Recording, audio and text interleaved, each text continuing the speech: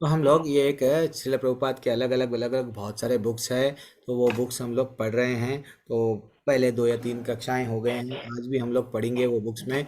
आप सब भी पढ़ना, जिसको भी पढ़ने की इच्छा है हैंड रेस करना। मैं थोड़ी देर के लिए म्यूट करूंगा और डिस्कशन करेंगे। जो पढ़ते हैं और ध्यान पूर्वक पढ़ना। क्यों बोलते हो, ज़्यादातर हम लोग बाद में पढ़ेंगे, नहीं समय नहीं मिल पाएगा। इवन हम लोग भगवत गीता भी समझते हैं, बुक तो है, पढ़ लेंगे। और मैं सबसे रिक्वेस्ट कर रहा हूँ, भगवत गीता अब जैसे कि गीता जयंती आने वाली है, कल नहीं परसों एकादशी है। तो आप जितना हो सके उतना पढ़ो। पढ़ो, बुक नहीं है तो बुक खरीद लो। मात्र कितना पैसा कहाँ कहाँ खर्चा करते हैं। क्या हमारे पास में 200 250 रुपये की कमी है क्या, कि बुक बुक नहीं है, ये तकलीफ की बात है। तो यथारूप बुक हरे। हिंदू हिंदू हिंदू बोलते हैं, बुक नहीं है। हिंदू को भगवान भगवत गीता में क्या बोले नहीं मालूम, लेकिन अपने आप को वी आर सनातनी है। थोड़ा आप लोग, मेरा रिक्वेस्ट है ना, बुक खरीद लो माता जी प्रभु जी। अब हम लोग बुक पढ़ेंगे। ये बुक में है छोटे छोटे बुक्स, आज कल जितना जल्दी हो सके 1 2 3 दिन कंटिन्यू पढ़े तो ये बहुत छोटी बुक है, खत्म हो जाती है। तो यस माता जी, कौन पढ़ेंगे? पहले मैं पढ़ लूंगा, बाद में आप पढ़ना। थोड़ा सा मैं पढ़ूंगा। भोग का अर्थ है आनंद, और हमारे आनंद अपनी स्थिति को भोग्य के रूप में समझने से आता है। वास्तविक भोक्ता परम भगवान है, और हम उनके द्वारा भोगे जाते हैं। एक्चुअली देखा गया तो भोक्ताराम यज्ञ तपसाम सर्वरोग महेश्वरम सुहृदम सर्वभूतानाम। हमको 5वें अध्याय में शांति का स्तोत्र बताया गया। हम समझ रहे हैं कि हम यहाँ पे भोक्ता है, ये जो भी चीज़ है हमारे लिए एंजॉय करने के लिए है। मैं बॉस बनना है मेरा जीवन का लक्ष्य, यहाँ पे हम समझ रहे हैं। लेकिन जितना भी हम बॉस बन रहे हैं, तो यहाँ पे ये बता रहे हैं हमको हमारे आचार्य कि भोग का अर्थ क्या है। हमारी स्थिति नहीं है भोग करने की, हमारी स्थिति सेवा करने की है। माता जी जो कोई भी म्यूट कर लो ना। चलो, अब लोग आप लोगों के हैंड रेस हो गए हैं। देन फाइनली आप लोग अनम्यूट कौन करना है? अब चरण सिंह प्रभु अनम्यूट कीजिए। अनम्यूट करके यहाँ से पढ़ो प्रभु। इस संबंध में। हरे कृष्ण प्रभु जी। हरे कृष्णा। इस प्रभुपाद संबंध। की जय। हरे कृष्णा माता जी, हाँ। प्रभुपाद का तात्पर्य, इस संबंध का एक उदाहरण भौतिक संसार में पति और पत्नी के बीच पाया जा सकता है। पति भोक्ता है अर्थात पुरुष है, और पत्नी भोग्य अर्थात प्रकृति है। प्रिय शब्द का अर्थ है स्त्री। पुरुष या आत्मा भोक्ता है, और प्रकृति भोग का विषय है। किंतु आनंद पति और पत्नी दोनों ही लेते हैं। जब वास्तव में आनंद होता है, तब ऐसी कोई भिन्नता नहीं रहती कि पति अधिक आनंद ले रहा है या पत्नी कम आनंद ले रही है। यद्यपि पुरुष भोगने वाला है और स्त्री भोग्या है, परंतु जब आनंद आता है तब कोई भिन्नता नहीं रहती है। व्यापक दृष्टि से देखने से कोई भी जीव भोक्ता नहीं है। भगवान अनेक अंशों में विस्तारित हुए, और हम उन्हीं में से। सॉरी प्रभु, सॉरी प्रभु।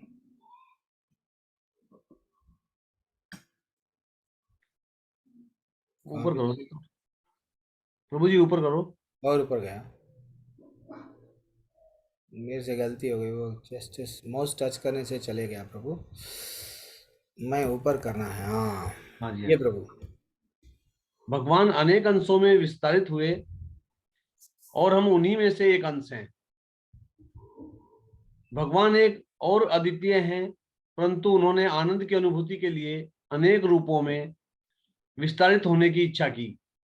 हमें अनुभव है कि एक कमरे में अकेले बैठे अपने आप से बातें अपने आप से बातें हैं करने से बहुत कम या कुछ भी आनंद नहीं मिलता। लेकिन यदि कमरे में 5 व्यक्ति उपस्थित हों, तो हमारा आनंद बढ़ जाता है। और यदि हम अनेक व्यक्तियों के समक्ष भगवान कृष्ण की चर्चा कर सकें, तो हमारा आनंद और भी बढ़ जाता है। आनंद का अर्थ है विविधता। भगवान अपने आनंद के लिए अनेक विस्तारित हुए, और इस प्रकार हमारी स्थिति उन्हें आनंद देने की है। यही हमारा वैधानिक स्वरूप है, और यही हमारे सृजन होने का उद्देश्य है। आनंद का भोक्ता और भोग्य दोनों ही चेतना युक्त हैं, परंतु भोग्य की चेतना भोक्ता की चेतना के अधीनस्थ है। यद्यपि कृष्ण भोक्ता है और हम भोग्य हैं, तथापि इस आनंद में प्रत्येक व्यक्ति बराबरी से सहभागी बन सकता है। हमारा आनंद तब पूर्ण बन सकता है जब हम भगवान के आनंद में सहयोग दें। हमारे लिए शारीरिक स्तर पर अलग से आनंद लेने की कोई संभावना नहीं है। यस प्रभु जी। एक मिनट। तो यहाँ पे हमको बताया गया कि भैया भगवान ही सब कुछ है, हम समझ रहे हैं अपने आप को आनंद आनंद आनंद ले रहे हैं। अच्छा सा एग्जाम्पल स्त्री पुरुष का भी यहाँ पे हमको दिया गया है। तो हम हमारे जब तक ये हमारे शरीर के भी देखो अंग अंग किसके लिए काम करते हैं? हाँ, शरीर में जो बैठा हुआ है, ये उंगली हो, ये हाथ, हाँ अंदर, हाँ शरीर के लिए, हाँ पैर शरीर के लिए, देन फाइनली वैसे ही हमारे हम भगवान के सब अंश है। तो हम भगवान के बारे में जब चिंता करना, अगर भगवान से चिंता नहीं करके अपन अपने खुशियों का बारे में देख रहे हैं, देन रियल हैप्पीनेस नहीं मिलता। भगवान को छोड़ के अगर हम समझ रहे हैं ये सब चीज़ का भोक्ता है, देन हमको वो आनंद ही नहीं मिलता। तो हमको हर कोई भाग रहा है ना आनंद में, तो वही बोल रहे हैं आनंद, रियल आनंद भगवान की सेवा में। जब ये हाथ हमारे लिए सेवा कर रहा है, पैर हमारे लिए सेवा कर रहा है, देन हमको आनंद मिल रहा है। मैं हम उसको बोल रहे हैं ये कर, ओके ये करेगा, वो कर वो करेगा, वहाँ पे जा वो जाएगा। तो वैसा हम हमारे शरीर में हमको समझना चाहिए कि हम हमारे ठाकुर ठाकुर को आनंद क्या कैसा मिलता है। जब एक व्यक्ति अकेला अगर बैठेगा, कितनी देर बैठेगा बैठेगा बैठेगा, तो कुछ भी नहीं करेगा। लेकिन 4-5 लोग रहेंगे, देन फाइनली डिस्कशन चलेगा, वो चलेगा, उसका आनंद बढ़ जाएगा। तो वैसा अगर हम अकेले ही आनंद भोगना चाह रहे भगवान को छोड़ के, हमको वो रियल आनंद कितना भी हो नहीं मिलता। जब भगवान को जोड़ लिए, भगवान को मैं प्रसाद चढ़ाऊंगा, भगवान का कीर्तन करूंगा, भगवान के बारे में गुण लीला उनके बारे में जानूंगा, भगवान क्या है, भगवान कैसा रहेंगे, भगवान के नाम के बारे में अच्छा ये करना है क्या, देन फाइनली हमको आनंद ही मिलेगा। हम कुछ भी कर रहे हैं, चाहे जॉब कर रहे हैं, पैसा कमा रहे हैं, किसके लिए हम समझना है भगवान।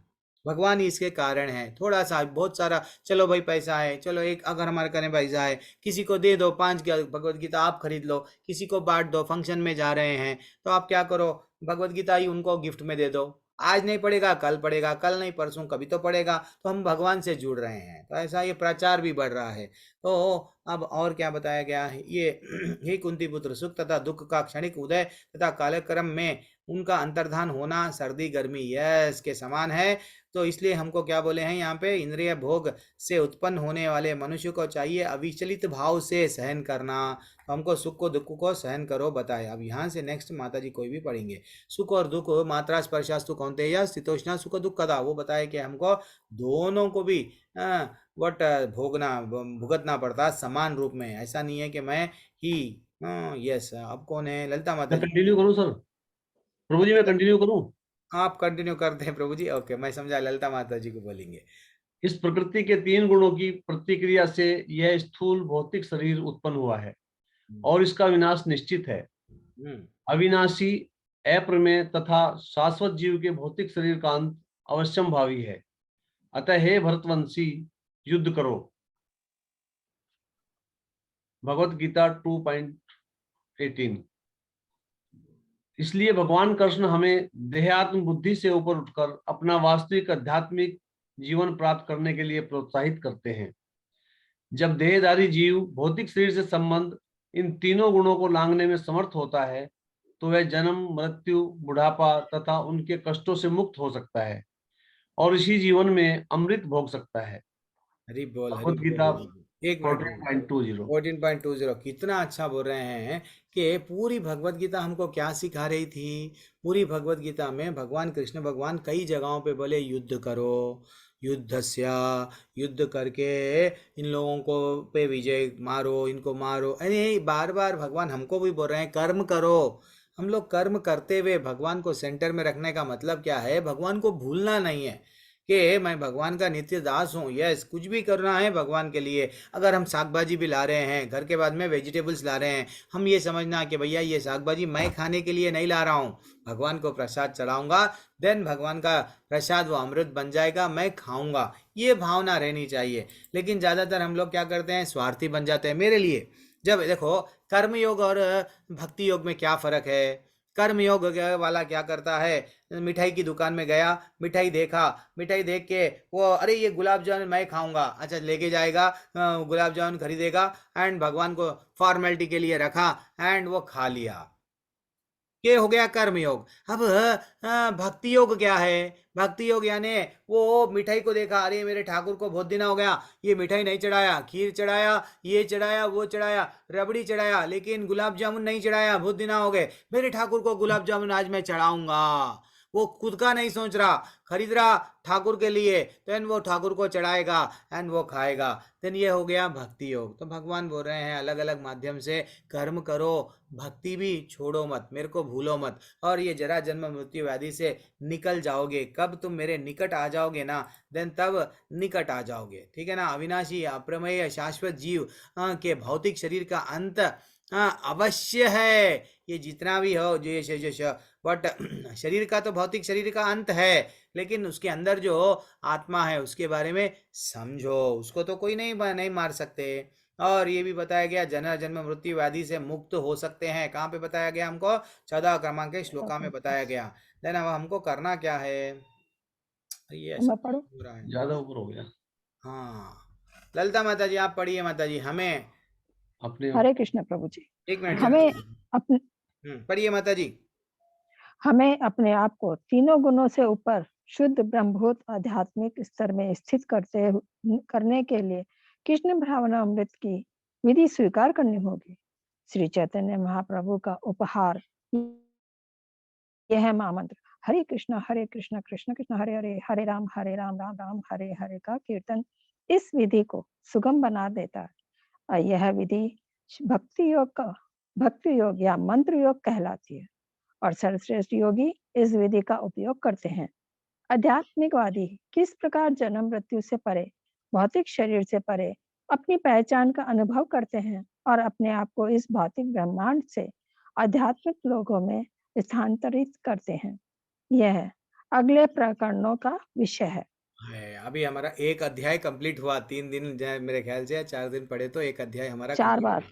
हाँ, 4 4 डेज माता जी, अच्छा याद रखिए। तो यहाँ पे क्या बोल रहे हैं चैतन्य महाप्रभु? हमको स्वयं बताए कि हमारी स्थिति क्या है, वो हमको पता चलना चाहिए। क्या है वो? है ब्रह्म। वो क्या बोल रहे हैं देखो, अपने आप को तीनों गुणों से ऊपर शुद्ध ब्रह्मभूत अवस्था में, आध्यात्मिक स्तर में आना है। उसके लिए क्या है? कृष्ण भगवान, वो कृष्ण भावनामृत में आना है। मैं तो भगवान का नित्य दास हूँ, भगवान को क्या करके मैं प्रसन्नता देता हूँ? ओके, भगवान का नाम लेऊंगा, भगवान का भजन करूंगा, भगवान का कीर्तन करूंगा, भगवान के माले, ये 16 माले है करूंगा, कुछ नियम है पालन, हर चीज भगवान को मोड़ लिए हम। देन फाइनली हरे कृष्ण कृष्ण कृष्ण हरे हरे, हरे राम राम राम हरे हरे। हरे राम ये हरे इतना अच्छा नाम है, नाम का कीर्तन भी कर सकते हैं, नाम को जप सकते हैं। इसमें हमारे अंदर के कुछ छोड़ना नहीं है, सिर्फ सब चीज चले जाते हैं धीरे धीरे से, ठीक है। अभी ये नेक्स्ट चैप्टर आरंभ हो रहा है। माता जी पढ़िए, कंटिन्यू कीजिए। देन फॉर जो कोई भी हैंड रेज मृत्यु करें। के समय उन्नति।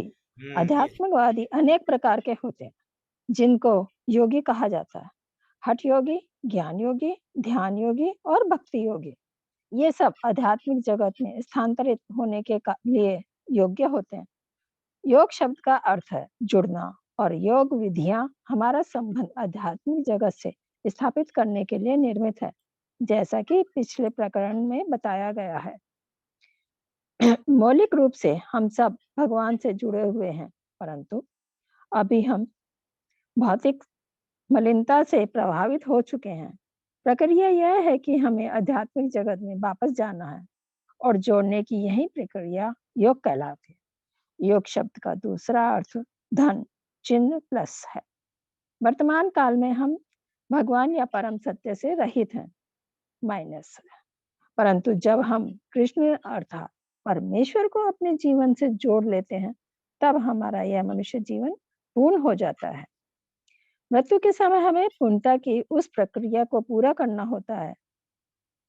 अपने जीवन काल के दौरान हमें पूर्णता की ओर अग्रसर होने की विधि का अभ्यास करना होता है, जिनसे कि मृत्यु के समय जब हमें वह भौतिक शरीर छोड़ना पड़े, तब उस पूर्णता को हम प्राप्त कर सकें।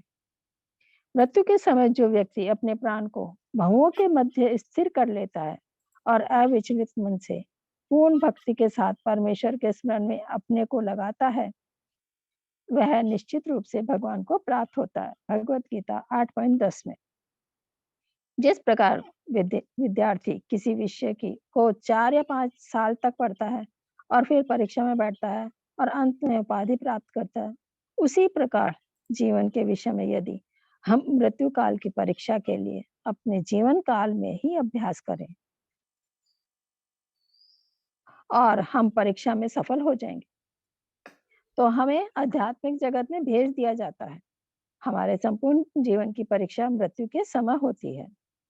हे कुंती पुत्र, शरीर त्यागते समय मनुष्य जिस जिस भाव का स्मरण करता है वह उस भाव को निश्चित रूप से प्राप्त होता है। भगवद गीता 8.6।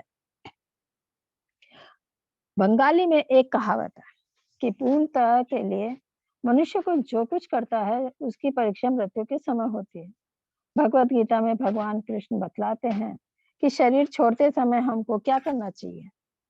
ध्यान योगी के लिए भगवान कृष्ण निम्नलिखित श्लोक बताते हैं, जिसे एक वेदांती एक मिनट माता जी, हम लोग थोड़ा सा ये एकदम डेप्थ में जा रहे हैं जिला प्रभुपाद जी। तो ये अभी अध्याय हम्म, का नाम क्या है? मृत्यु के समय उन्नति। हमारी उन्नति हम्म, मृत्यु के समय पे हम लोग थोड़ा सा हम लोग देखेंगे कि यहाँ पे क्या बताया गया। योग, हर कोई ये तो बोलता है योग, जैसे हम लोग लेवल 1 के क्लासेस में देखते हैं।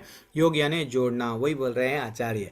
तो आचार्य बोल रहे हैं जोड़ना, तो हम जोड़ रहे हैं किससे? भगवान से। अपने आप को अब हमको मालूम हो गया कि हम भगवान के अंश है, तो हम वो भगवान से जोड़ रहे हैं। तो अलग अलग योग है, हठ योग, ज्ञान योग, ध्यान योग और भक्ति योग। तो ये टफ है, चाहे हठ योग हो या ज्ञान योग, ध्यान योग, ये बहुत टफ है, हम लोग को लिए नहीं है, हम नहीं कर सकते हैं। लेकिन भक्ति योग बहुत आसान है। सोते जागते हम भगवान का नाम ले सकते हैं। भगवान के बारे में आपका आजकल तो फ़ोन आ गया है, कथाएं सुन सकते हैं। जस्ट हम कान में भी लगा लिए, माता जी हाँ कभी कभी सुबह सुबह काम है वो कान में लगा लिए, क्लास से क्या चल रहा है सुनते जाते हैं। तो ये क्या है, सुनना भी श्रवणम हो जा रहा है वो लोगों का। तो ये ऐसा बताया गया कि हमको हमारे जीवन में भगवान को जोड़ना है। हाँ, ये नहीं कि भगवान से विलग होना है, ये चीज़ छोड़ना वो चीज़ कुछ भी नहीं छोड़ना है, भगवान को जोड़ना है। देन फाइनली सब चीज़ हमको धीरे धीरे से पता चलने लगेगा। तो रियल एग्जाम क्या है? हर कोई एग्जाम लिख रहा है, एग्जाम को प्रिपेयर हो रहा है। तो भगवान बोल रहे हैं जिस सॉरी आचार्य बोल रहे हैं जिससे कि मृत्यु के समय जब हमें भौतिक शरण शरीर छोड़ना शरीर पड़े, छोड़ना तब पड़ता उसे पूर्णता हम ये मालूम होना भगवान को प्राप्त करना, ये हमारे जीवन का लक्ष्य है। तो वो कब सडनली भगवान याद आते? क्या प्रभु? नहीं आते याद। हमको जब दर्द ही याद आता, लेकिन एक भक्त को कभी दर्द याद नहीं आता। अगर भक्त को मालूम हो गया बेटा तेरे को कैंसर है, वो रोएगा नहीं। अच्छा, कैंसर है, ओके, कैसा ना किसी ना किसी तरह तो मेरे को शरीर को त्यागना है। ठीक है, कैंसर है, नो प्रॉब्लम, मैं और भक्ति करूंगा। देन जिस जैसे ही भी मेरी मृत्यु हो जाएंगी, मैं हंसते हंसते भगवत धाम चला जाऊंगा। ये नहीं कि अयो मैं अभी जीवन में सुख नहीं देखा, मैं अभी और मेरे को बहुत सारा चीज़ करना था। वो कभी चिंता में नहीं रहेगा, वो बोलेगा ठीक है भगवान, okay I am coming, but I should pass in the exam. तो ऐसा। तो एक्चुअली और मृत्यु के बारे में कितने अच्छे श्लोक है भगवत गीता में। भवों के मध्य में, हाँ, ऐसा योगी को क्या करते हैं, भवों के मध्य में स्थिर करते हैं। थोड़ा सा आंख खोल के, हम बोले ना मृग छाला बिछाते हैं, ऊपर बैठना, आसन नीचे भी नहीं रहता है, ऐसा जो करते हैं फाइनली वो भगवत धाम को जाते हैं। वो बहुत कठिन मार्ग है, जंगल में हम जा नहीं सकते, गृहस्थ जीवन में है। तो हमारे लिए क्या है, जैसा 4-5 साल एक एग्जाम, इंजीनियर बनता है, एग्जाम लिखने के बाद में एग्जाम में पास होता है, तो वैसा ही यहाँ पे बताया गया है। अब और थोड़ा सा क्या है यहाँ पे, ये पढ़ के नेक्स्ट नीचे करना पैराग्राफ पड़ेगा, नीचे नीचे करना। करना पड़ेगा प्रभु जी। ये पढ़ लिया, बंगाली का पढ़ लिए। बंगाली का भी कहावत में ऐसा है, वो परीक्षा के समय, रियल परीक्षा हमारी कब होती है? मृत्यु के समय पे। अब माता जी पढ़िए, जिसे वेदांती जिसे वेदांती अप्रकट तथा अविनाशी बताते हैं, जो परम गंतव्य है, जिसे प्राप्त कर लेने पर कोई वापस नहीं आता, वही मेरा परम धाम है। भगवान जो सबसे महान है, अनन्य भक्ति द्वारा ही प्राप्त किए जा सकते हैं। यद्यपि वे अपने धाम में विराजमान रहते हैं, तो भी वे सर्वव्यापी हैं। औश्र उनमें सब कुछ स्थित है। भगवद गीता 8.21 और 22। योग विधि में इस अभ्यास को प्रत्याहार कहते हैं, जिसका अर्थ है पूर्णतया विपरीत। यद्यपि जीवन काल में आंखें सांसारिक सौंदर्य देखने में लगी रहती है, परंतु मनुष्य को मृत्यु काल में इंद्रियों को उनके विषयों से हटाकर आंतरिक सौंदर्य देखना होता है। इसी प्रकार कान भी इस संसार में अनेक प्रकार की ध्वनियां सुनने के आदि होते हैं, परंतु मृत्यु के समय मनुष्य को अंदर से परम शब्द ओमकार को सुनना होता है।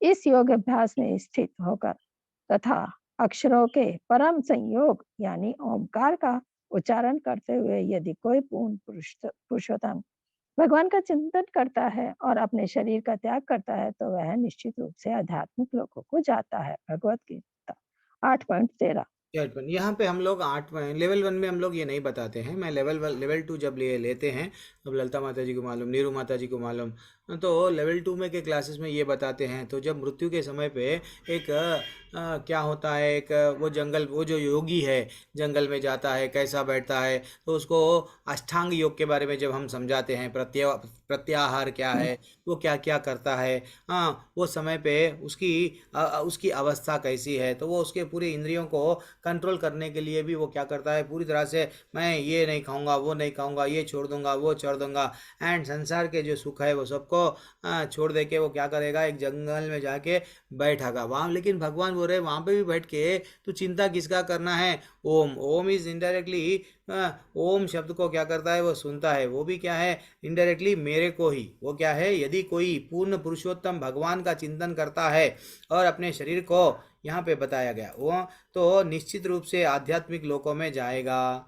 तो अगर वहाँ पे भी, लेकिन ये क्या है, टफ है, ये हमारे लिए नहीं है। ये मैं बोलता हूँ वही क्लास में कि कभी कभी बहुत बड़े बड़े बड़े योगियाँ हैं, जैसे योगी विश्वामित्र है, और क्या नाम है इनका, सौबरी मुनि है, ये सब लोग तपस्या ही कर रहे थे, बहुत कठिन तपस्या योग कर रहे थे, लेकिन जैसे ही इन वोट डिस्ट्रैक्शन आया, वो उनका योग तपस्या से गिर गए, नीचे आ गए। तो वैसा हमको वो नहीं है। हमारे लिए यहाँ पे भक्ति का योग बहुत आसान योग बताया गया है। वो क्या है, हरे कृष्णा मंत्र जपना। जितना हम हरे कृष्णा मंत्र जपेंगे, हमारे को कलयुग में उद्धार करने के लिए सिर्फ ये एक मंत्र, भगवान हमको स्वयं चैतन्य महाप्रभु बन के वो आए हैं, वो राधा रानी के भाव में आके हमको ये मंत्र दिए, बस इतना ही शुद्ध करना है। अब कौन है हैंड राइज करे सवाल है? हरे कृष्ण प्रभु जी, कोई मैं नहीं कर पढ़ूं। रहे क्या आज? अच्छा, मैं यस। पढ़ूं हरे कृष्ण प्रभु हाँ, जी। गीता माता जी पढ़िए, यस। इस प्रकार सभी इंद्रियों को बाहरी क्रियाओं से रोकना होता है और भगवान के विष्णु रूप पर केंद्रित करना होता है। मन बहुत चंचल है, परंतु इसको अपने हृदय में स्थित भगवान पर स्थिर करना होता है। जब मन हृदय के अंदर स्थिर हो जाता है और प्राण वायु सिर के उच्च भाग पर स्थानांतरित हो जाती है, तब मनुष्य योग में सिद्धि पा सकता है।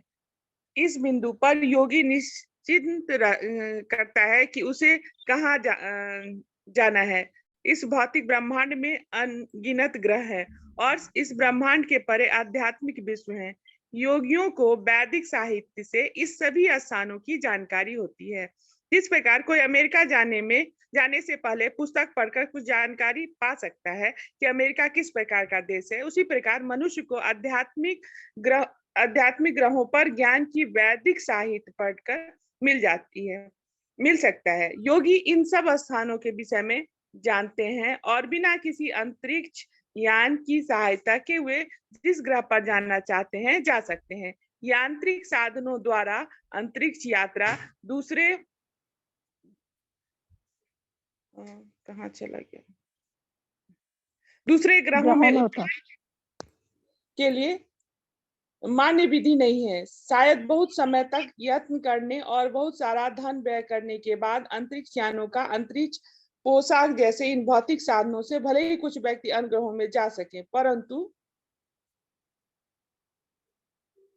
यह बहुत कठिन है और अव्यावहारिक विधि है। किसी भी दशा में इस भौतिक ब्रह्मांड के उस पार यांत्रिक साधनों की सहायता से जा पाना संभव नहीं है। उच्च लोगों में जाने की एक मिनट गीता माता जी, एक मिनट, बाद में आप ही पढ़ना। तो यहाँ पे क्या बताया गया हमने को, आचार्य कितना अच्छा बता रहे हैं कि ये योगी लोग क्या करते हैं, सब परित्याग एकांत स्थान में जाके इतना इंद्रियों को कंट्रोल करके, यस, फाइनली उनमें एक सिद्धि आती है। जैसा कि मैं चमत्कार को नमस्कार का एक टॉपिक लेके बताता हूँ ना आपको, लेवल 1 में एक सिद्धि आती है, कोई भी सिद्धि हो सकती है। तो वो कोई भी लोक को जा सकते हैं, वो लोक के बारे में मालूम हो गया, वो लोक में चले जा सकते हैं। ये उनको वो ज्ञान आता है। तो जैसा आप प्रभुपाद जी बता रहे हैं, कितना अच्छा बता रहे हैं, भाई आपको भी आध्यात्मिक जगत में जाना है ना, वैकुंठ में जाना है, गोलोक में जाना है, तो पहले आप सुनो, गोलोक एक है, कृष्णधाम एक है, वैकुंठ एक है, वहाँ पे कैसा जाना है पहले आपको ये विश्वास होना चाहिए, उस वो ज्ञान होना चाहिए। जैसे अमेरिका जाने से पहले फॉरेन में गए ना, फॉरेन में इतने अच्छे बड़े बड़े बिल्डिंग रहते हैं, फॉरेन में बड़े बड़े रोड रहते हैं, बड़े बड़े ये रहता है वो रहता है, हम लोग समझते हैं, सुनते हैं गोवा के बारे में, स्विट्जरलैंड के बारे में, देन हम लोग वहाँ पे जाते हैं, जाने की इच्छा जागती है। तो वो आचार्य बोल रहे हैं ऐसा भी हमारे आध्यात्मिक जगत के बारे में सुनना है, सुन के वो इच्छा जागना है हमको भी वहाँ जाना, देन डेफिनेटली हम प्रयत्न करेंगे। देन हम लोग क्या करेंगे, इसी प्रकार मनुष्य आध्यात्मिक ग्रहों पर ज्ञान और वैदिक से साहित्य पढ़कर मिलता है। तो वहाँ पे जाना आसान है, ऐसा नहीं है कि भैया आजकल व्हाट सैटेलाइट बनाए, करोड़ों का पैसा खर्चा करे और वहाँ गए। वो करोड़ों का पैसा करके भी वहाँ नहीं जाते हैं कई कई बार तो, लेकिन हम लोग जो योगी है डायरेक्ट चले जाते हैं, ऐसा बताया गया। उच्च लोकों में जाना, माता जी पढ़िए। उच्च लोगों में जाने की सामान्य स्वीकृति विधि ध्यान योग या ज्ञान योग का अभ्यास है, तथापि भक्ति योग पद्धति का अभ्यास किसी भी भौतिक ग्रह में जाने के लिए नहीं होता है, क्योंकि जो परम भगवान कृष्ण के सेवक हैं वे इस भौतिक ब्रह्मांड के किसी भी ग्रह पर जाने की इच्छा नहीं रखते हैं। वे जानते हैं कि यदि भौतिक आकाश के किसी भी लोक में प्रवेश करेंगे तो जन्म मृत्यु जरा तथा व्याधि के 4 सिद्धांत के वहां भी पाए जाएंगे। उच्च लोगों में जीवन की अवधि इस पृथ्वी की अवधि से लंबी हो सकती है, परंतु मृत्यु वहां पर भी है। भौतिक ब्रह्मांड से हमारा तात्पर्य उन ग्रहों से है जहां जन्म मृत्यु जरा व्याधि होते हैं, और आध्यात्मिक ब्रह्मांड से हमारा तात्पर्य उन ग्रहों से है जहां जन्म मृत्यु जरा व्याधि नहीं होते हैं। जो बुद्धिमान है वे स्वयं को इस भौतिक ब्रह्मांड के किसी भी ग्रह में ले जाने की चेष्टा नहीं करते। यदि कोई उच्च लोगों में यांत्रिक विधि में प्रवेश करने का प्रयत्न करता है तो उसकी तत्काल मृत्यु निश्चित है, क्योंकि यह शरीर वातावरण के इतने बड़े उग्र परिवर्तन को सह नहीं सकता है। परंतु यदि कोई योग विधि से उच्च लोगों में प्रवेश करने का प्रयास करे तो उसे प्रवेश करने के लिए उपयुक्त शरीर प्राप्त हो जाएगा। इस पृथ्वी एक मिनट माता जी, कहाँ गया क्यों? हाँ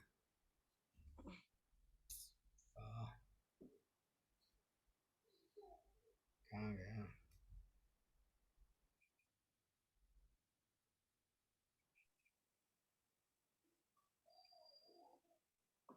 सॉरी माता जी, इस पृथ्वी पर भी आपको मिले, हाँ यहाँ हम पे माता जी, हाँ इस पृथ्वी पर भी हम ऐसा प्रदर्शित होते देख सकते हैं, क्योंकि हमें पता है कि हमारे लिए समुद्र में जलमय वातावरण में रहना संभव नहीं है और न ही जलचरों के लिए धरती पर रहना संभव है। इस प्रकार हम समझते हैं कि जैसे इस पृथ्वी पर भी जब को किसी स्थान विशेष पर रहने के लिए एक विशेष प्रकार का शरीर चाहिए, वैसे ही अन्य ग्रहों में रहने के लिए भी किसी विशिष्ट प्रकार का शरीर चाहिए। वैसे ही अन्य ग्रहों में रहने के लिए किसी विशेष प्रकार का शरीर चाहिए। उच्चतर ग्रहों में पृथ्वी की अपेक्षा शरीर अधिक समय तक जीवित रहता है, क्योंकि उच्चतर ग्रहों का एक दिन पृथ्वी के 6 महीनों के बराबर होता है। इस प्रकार वर्णन वेदों में है कि जो लोग उच्च लोकों में रहते हैं वे इस पृथ्वी के 10,000 वर्षों से भी अधिक समय तक जीवित रहते हैं। तथापि इतनी लंबी आयु के बाद भी मृत्यु हर एक की प्रतीक्षा करती है, चाहे कोई 20,000 या 50,000 या लाखों वर्ष जीवित रहे, फिर भी इस भौतिक संसार में वर्षों की गिनती होती रहती है और मृत्यु आती ही है। मृत्यु के इस चुंगल से हम कैसे बच सकते हैं, यह शिक्षा भगवत गीता में दी गई है। आत्मा के लिए किसी भी काल में न तो जन्म है न मृत्यु है, वह न तो कभी जन्मा है न कभी जन्म लेता है और न जन्म लेगा। वह अजन्मा है, नित्य, शाश्वत और पुरातन है। शरीर के मारे जाने पर वह मारा नहीं जाता है। भगवत गीता अध्याय 2 श्लोक 20। वेरी हम गुड। आत्मा एक मिनट माता जी, तो जैसे कि हम लोग उच्च लोक में जाते हैं तो उच्च लोक क्या है, वहाँ पे जितने भी उच्च लोक है, कितने भी उच्च लोक है, लेकिन वहाँ पे ज़्यादा से ज़्यादा हम एज बढ़ के रह सकते हैं। वैसा हमको टेक अवे है ये पूरे पैराग्राफ में, 10,000 साल पृथ्वी को अगर कंपेयर करें, हम लोग 100 साल के अंदर कोई 60 साल में, 50 साल में, 80 साल में जा रहे हैं, लेकिन वहाँ पे 10,000 साल जी सकते। अब आप सूर्य ग्रह में गए, चंद्र ग्रह में गए तो 10,000 साल ही रहेंगे, लेकिन उसके बाद में फिर से आपको डाल दिया जाएगा मृत्यु लोक में। दैट इज वोट, ये वो सबसे बड़ी वेदना है। तो ऐसी जगहों पे जाना, ये उच्च ग्रहों में क्यों जाना, हम ऐसी जगह में जाना जहाँ पे फिर वापस नहीं आना, वैसी जगह पे जाना। तो ऐसा, और ये भी नॉलेज के लिए है कि एक दिन वहाँ पे ऊपर के वो उच्च लोगों का एक दिन पृथ्वी के 6 महीने के बराबर है। दिन 6 महीने, फिर रात 6 महीने, तो एक 24 आवर्स यानी एक साल ऊपर का, वैसा बताया गया। अब और एक क्या बताया गया, इवन भगवत गीता में इसलिए बोल रहे हैं कि भैया आप ये दलदल में फंसो मत, आप क्या करो, आत्मा के लेवल, आत्मा के लिए, आत्मा तो कभी मृत्यु नहीं होता, वट कुछ भी, वट जन्म नहीं लेती है, उसके बारे में चिंता करो, वो हमेशा शाश्वत है। तो आत्मा के स्तर पर विचार करो। तो यहाँ माता जी 2.20 का है, रोके देखो, हम लोग कल फिर से यहाँ से कंटिन्यू करेंगे, याद रख लो गीता माता जी, कल हम जी यहाँ से प्रभु, कंटिन्यू हरे कृष्ण। करेंगे। हरे के 8 बज रहे हैं, 8 बजे तो हमारे टेम्पल में वो स्टार्ट होता है वट भागवतम की नाम क्लासेस। प्रभु जी का भागवत गीता। हाँ, तो वो अटेंड करना है, मैं भी जुड़ता हूँ एक 5 मिनट से। हरे कृष्णा, सभी का दंडवत प्रणाम। कपिल हरे गौतम प्रभु, कृष्णा हरे प्रभु जी, कृष्णा। दंडवत हरे प्रणाम। जलन हरे जी, हरे कृष्णा कृष्णा। प्रभु, Hare Hare Krishna thanks lot Krishna. For प्रभु जी। ज्वाइनिंग, दंडवत प्रणाम। हरे कृष्णा। हरे हरे कृष्णा सभी को। जी हरे जी। कृष्णा प्रभु जी। हरे कृष्णा सभी को हरे कृष्णा। विनोद अरोरा प्रभु, हरे कृष्णा सभी को हरे कृष्णा। यस। वांछा कल्पतरु उपस्य कृपा सिंधुभ्यो एव च पतितानां पावनेभ्यो पंचकल्पतरुभ्यश्च वैष्णवेभ्यो कृपा सिन्धुभ्यैव च पतितानां पावनेभ्यो वैष्णवेभ्यो नमो नमः। हरि हरि वैष्णवेभ्यो नमो नमः। हरे कृष्णा। हरे नाम श्रील प्रभुपाद की जय। जय। जय हो प्रभु जी, सर, सब लोगों की भी जय हो, भक्तों की। एंड जय करना हो, है जय मेरी। हो। हरे कृष्णा। जय